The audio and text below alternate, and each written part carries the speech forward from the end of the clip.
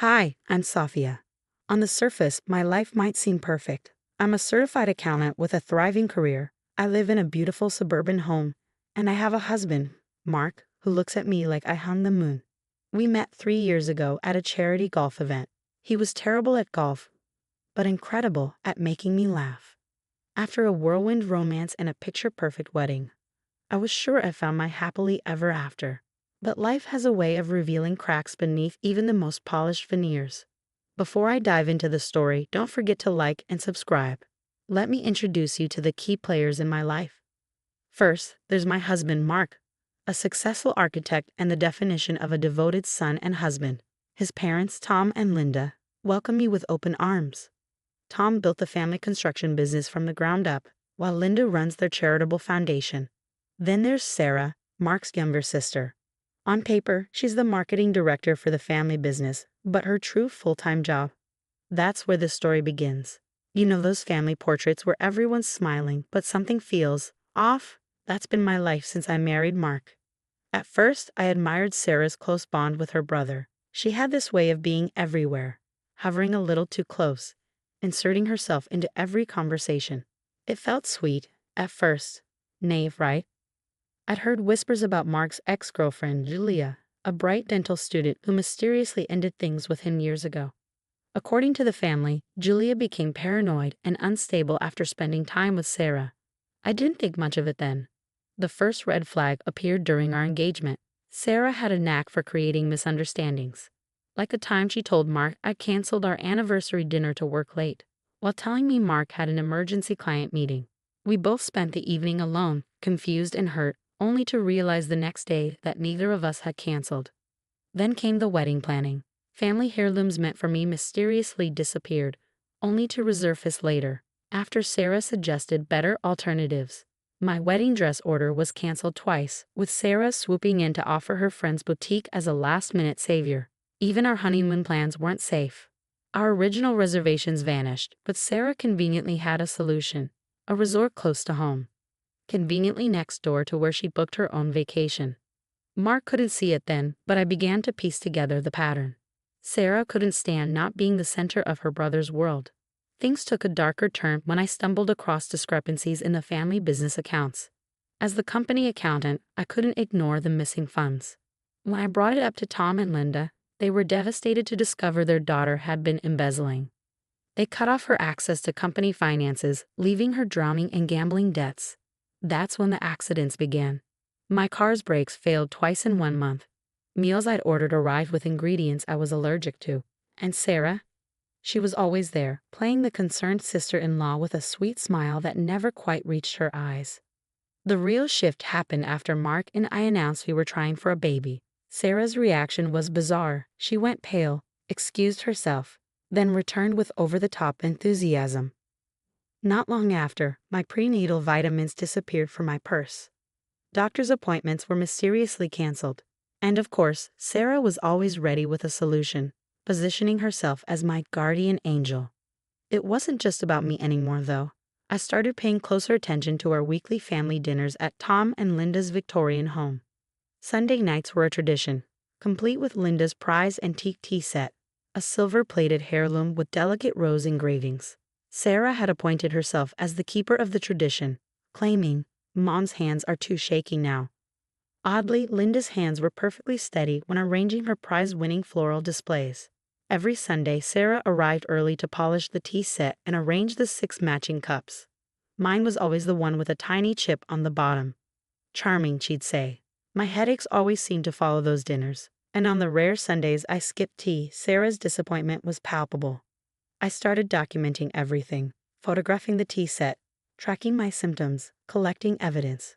My accounting skills came in handy. The patterns were undeniable. The accidents escalated. My computer crashed days before a critical audit presentation, wiping months of work. Sarah, ever helpful, just happened to know an IT specialist. But I already had proof.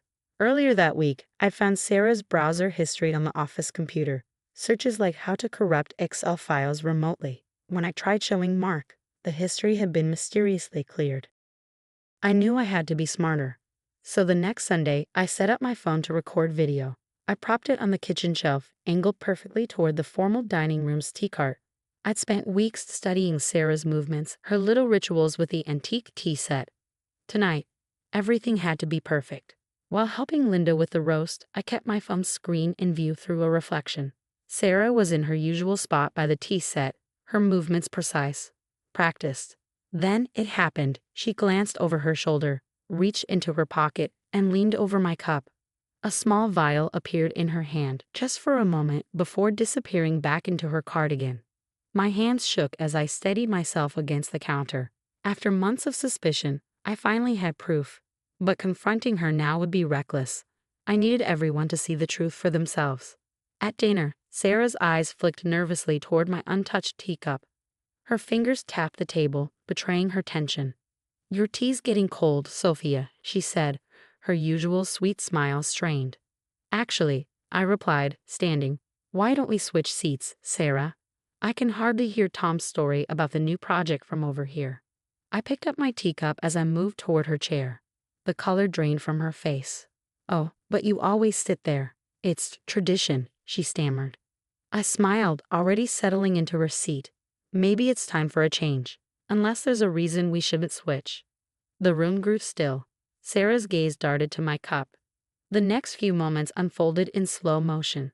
Sarah lunged for the teacup just as Linda reached for it. "I'll just take a sip of yours," then Linda said cheerfully, lifting Sarah's designated cup, the one meant for me, to her lips. "No." Sarah's voice was sharp, panicked. She slapped the cup from Linda's hand. It hit the floor, shattering into fragments, dark liquid seeping into the Persian rug. The room froze. All eyes were on Sarah. "Why?" Linda whispered, her voice trembling. "Sarah, what did you put in the tea?" Sarah's carefully constructed mask crumbled. Her face twisted with desperation. "You don't understand. None of you do. Everything was perfect before she came along. We were perfect." She turned to Mark, her eyes wild. "Remember how it used to be? Just us? She's ruined everything. The baby would have ruined everything." Mark's chair scraped against the floor as he stood. "The baby?" he asked, his voice cracking. He looked at me, his confusion turning to realization. "Sophia, are you?" I nodded, placing a hand protectively on my stomach. "I was going to tell you this week." Sarah let out a bitter laugh. "See, she didn't even tell you first. I'm your sister, Mark. I've always been here, protecting you from women like her, like Julia. They all want to take you away from me." Mark's voice turned dangerously quiet. "Protected me? You mean like you protected me from Julia?" He stepped closer. "Did you do the same things to her?" Sarah didn't answer, but the truth was written all over her face. Her designer purse spilled open as she stood, scattering overdue bills and debt notices across the floor. Linda bent to pick them up, her hands shaking as she read the numbers aloud. 50,000 in gambling debts, another 30 in credit cards. Tom's voice cracked. "Sarah, what have you done?" "I had to." Sarah's composure shattered. Her voice rose to a shriek. "Do you know what it's like watching her take everything? My position in the company, my share of the inheritance, my brother, everything I was supposed to have." "Supposed to have?" Mark's voice was sharp now. "You've been stealing from the company and trying to frame Sophia." Sarah's laugh was hollow, unhinged. It would have worked too. One more month, and the audit would trace everything back to her computer. She'd have lost her license, her reputation, everything. You would have seen her for the gold-digging fraud she is. "Gold digger." Linda's voice sliced through the air.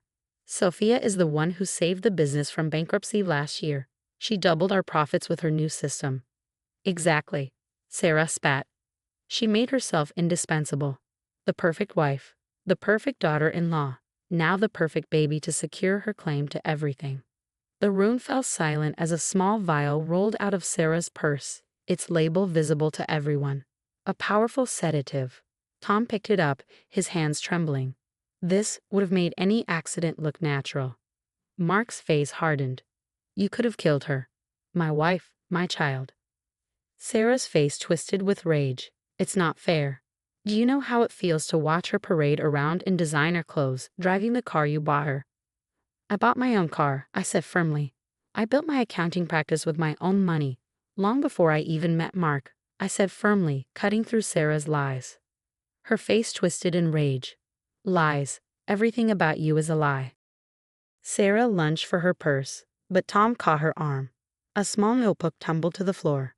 Linda picked it up with trembling hands. Inside were meticulous notes, dosages, timing, symptoms, each entry carefully designed to mimic pregnancy complications, to make my suffering seem natural. The room went deathly quiet except for Linda's quiet sobs. Mark stood by the window, staring out at the garden where we had once taken so many family photos. When he turned back, his face was set like stone.